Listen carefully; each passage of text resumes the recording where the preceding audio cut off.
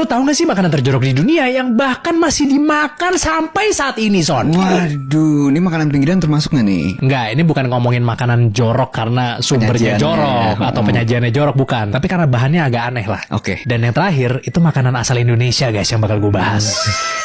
Yang pertama nih Son, ada yang namanya escamoles yang berasal dari Meksiko. Jadi orang-orang menjuluki makanan ini tuh sebagai caviar of the desert. Kenapa bisa begitu? Karena kalau caviar itu terbuat dari telur ikan sturgeon, tapi kalau escamoles itu berasal dari telur larva semut, Son.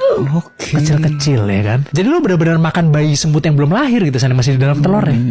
Katanya sih rasanya kayak kacang, jadi nati dan creamy gitu. Kan Skippy aja kalau mau rasanya nati sama creamy ya, Son ya. Tapi tetap aja kan, pas lu makan pasti lu mikir, tapi bang ini kan telur semut.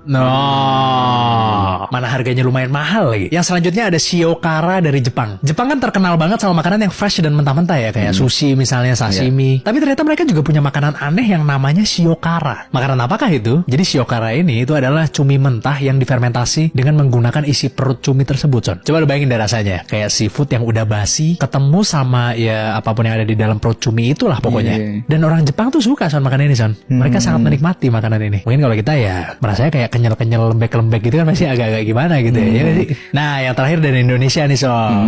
Mungkin kalau yang satu ini itu bisa dibilang lebih ke aneh ya daripada jorok. Makanan Indonesia ini bernama ampo. Ampo ini itu berasal dari Tuban, Provinsi Jawa Timur. Nah yang bikin uniknya makanan ini itu kan bentuknya kan kayak ciki gitu ya Son. Tapi dibikinnya bukan dari singkong, melainkan dari tanah liat.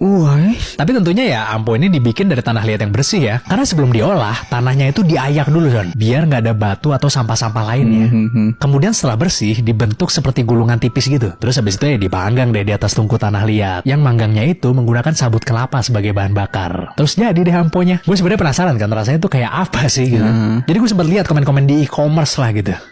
Banyak yang jual dan gue pengen tahu gitu para pembelinya tuh review makanan itu tuh seperti apa gitu. Beberapa orang menganggap makanan itu tuh sedap dan enak buat dicemilin. Beberapa juga pakai ampo ini untuk dimasak bersama daun pepaya untuk menghilangkan rasa pahit dari daun tersebut. Tapi beberapa juga kecewa Son, karena mereka bilang rasanya nggak enak kayak tanah katanya Son. Loh ya kan memang tanah dong. Kalian baca dulu dong deskripsinya dong. Nah.